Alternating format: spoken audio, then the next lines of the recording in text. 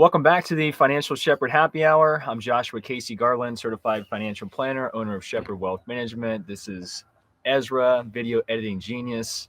Welcome back to another Friday on the deck here for Happy Hour. Ez, cheers. Cheers. Any plans other than work? I know you got a lot going on. Yeah, gonna find some time to sort through various unopened packages of Halloween candy, looking for my favorites, especially the packages that your wife bought and left on the counter. I saw that, yeah. So Bad move in front of me. I will just rummage through that all the way to type 2. better you than me, because I'm very much looking forward to Halloween. My daughter is 4 years old. She'll be Spider-Man. So if you see a little girl in a Spider-Man outfit in Independence, Kentucky, it's more than likely her. That's rad. I'm 41 and I'll also be Spider-Man. Well, we're looking forward to that, but we got to get to some information on the show here today. What a week in so many different ways. And I think everybody probably heard all the terrible earnings announcements from the likes of Meta, Facebook. Of course, my favorite stock probably of all time, other than maybe Berkshire Hathaway. Berkshire was great. They have their earnings announcements next Saturday, but Amazon is what I'm referring to. I'm a huge Amazon stock fan. Yeah. For so many different reasons. Actually, the numbers weren't completely terrible. It's more about the guidance. In my opinion, they're more or less lowering the bar for themselves in future quarterly earnings announcements. So I expect them to have a pretty strong Q4 as they would typically do. And of course, we had some more terrible earnings announcements from the likes of Google. Their advertising was the big one. They saw a drop in ad spend, which we've talked about in previous podcasts, where if you're a CEO of a major corporation or a CFO and you're worried about recession and all these headwinds that corporations are facing these days, well, one of the easiest things to cut is their advertising budget. Yeah. The one thing about Amazon's report, though, that was a bright spot, they actually beat on the upside as far as their sales for their ad support was actually about $1 billion more than what analysts had expected, which shouldn't be too surprising given the cycle of the year that we're in going into the holiday season.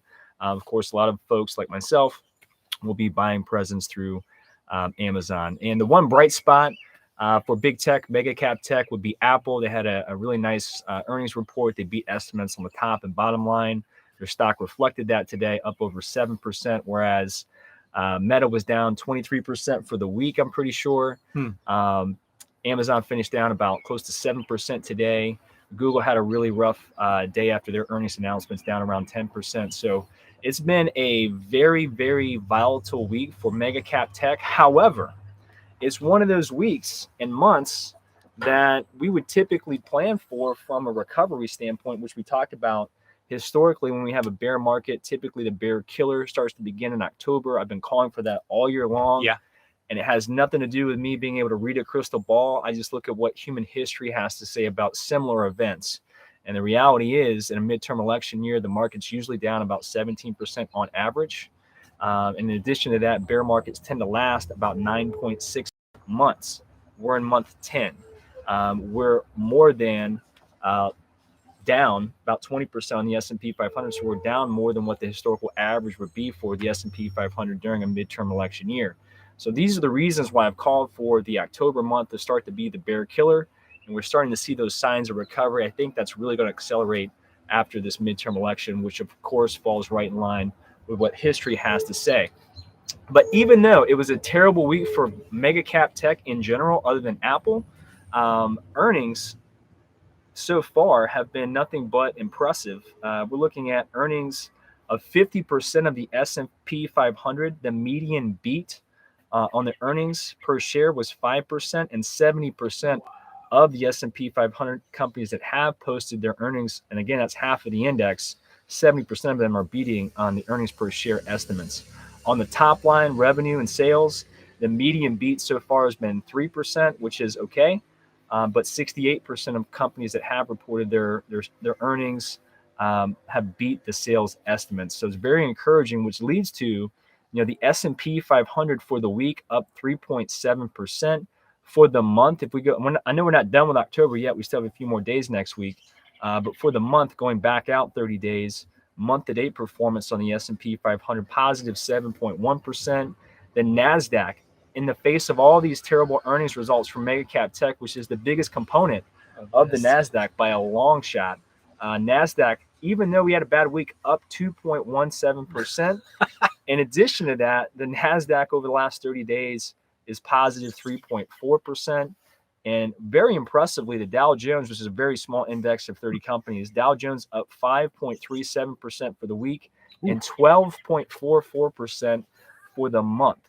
So even though we've had a very volatile earnings season, to say the least, corporate America and their CEOs, CFOs, and the team that they have at the board tables, they're actually doing a pretty fantastic job of navigating their companies through all these major headwinds, including a very, very strong U.S. dollar, which is, generally speaking, the global currency for the world. So we have a high dollar. It makes it more expensive, of course, and less profitable for companies to ship their products overseas. So it's very encouraging that, as I've mentioned many, many times, you can't bet against corporate America. Buffett would tell you over the last 250 years that was a terrible bet if you decided to do that. And you can't bet on the end of the world, folks. I mean, it only happens once. And even if that does happen and you're right, who are you going to collect from? So yeah, I mean, not to be Debbie Downer. I mean, eventually, at some point, that'll probably happen, but not today.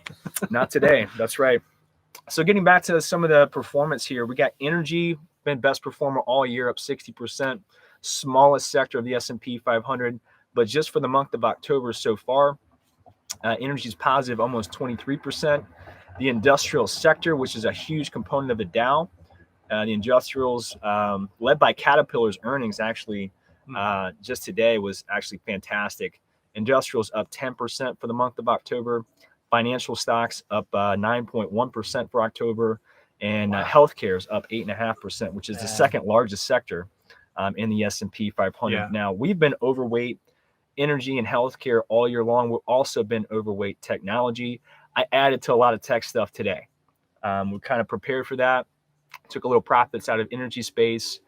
We used that money, added actually a little bit more to healthcare. We got more healthcare companies coming out with earnings next week. I'm excited about that. But also taking an opportunity here to go ahead and purchase shares of things like Alphabet, Amazon, and Microsoft at least on the Alphabet side at new 52-week lows. So we're preparing for the other side of this bear market.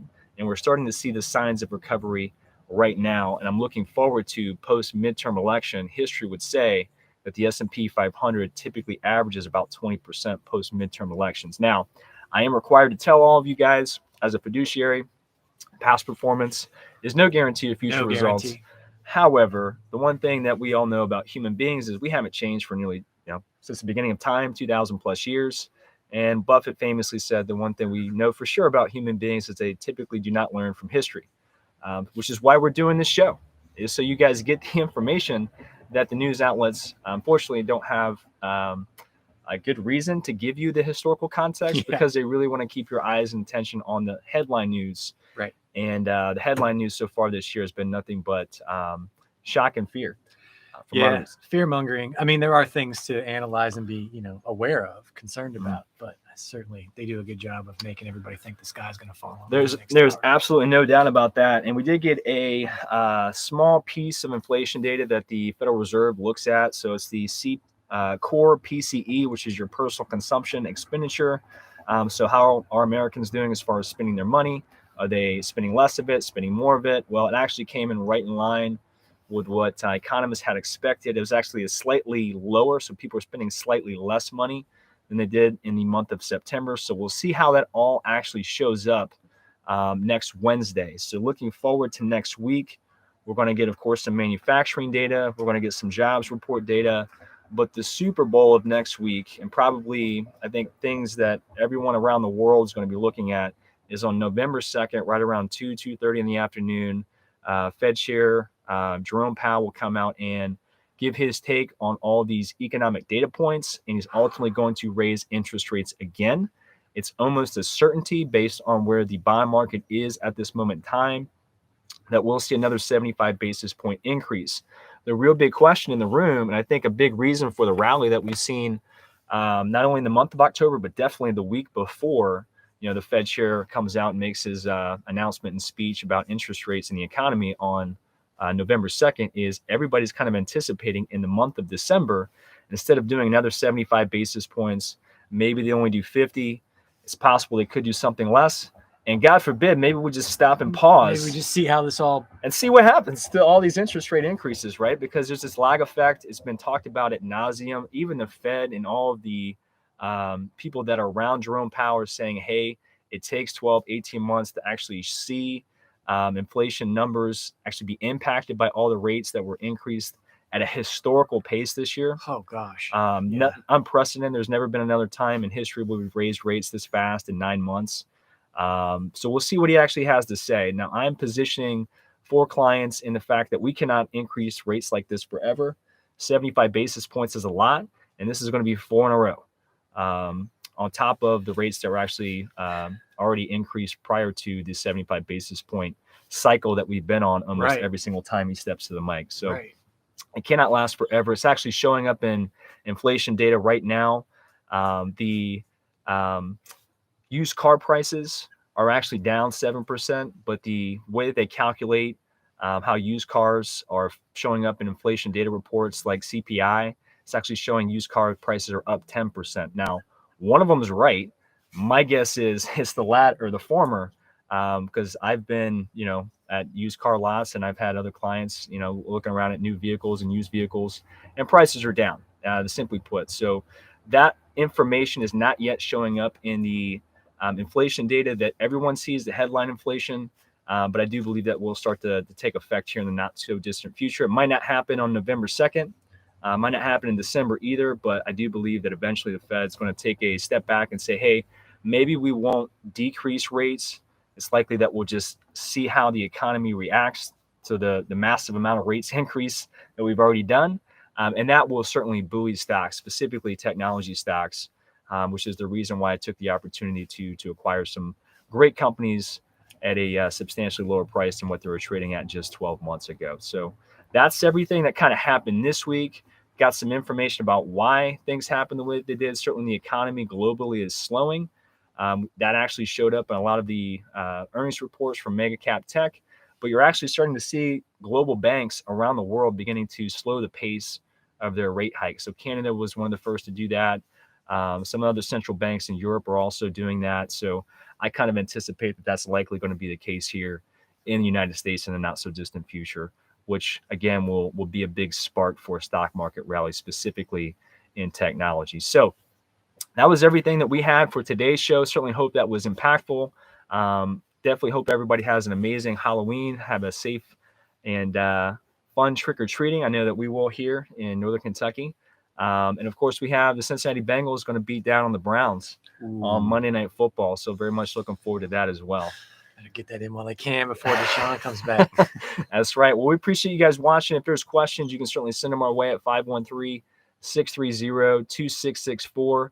Next Thursday, I'm not sure what time yet, but we will be doing the full-blown podcast, about a 45, 50-minute podcast. We're going to do that after the announcement that Jerome Powell will have on Wednesday. So we'll have a great show. Probably it'll just have Ezra turn on the lights and the camera, and I'm just going to let it rip for about 45 minutes. So it's going to be good. And if you have questions beforehand, please feel free to email me directly. You can find that on our website at shepherdwm.com. There's a whole bunch of links to our Facebook page, our YouTube page, as well as Spotify if you want to catch some other shows that we've done in the past. And hope everyone has a safe and happy weekend. And we'll do this again next Friday. Cheers. Cheers.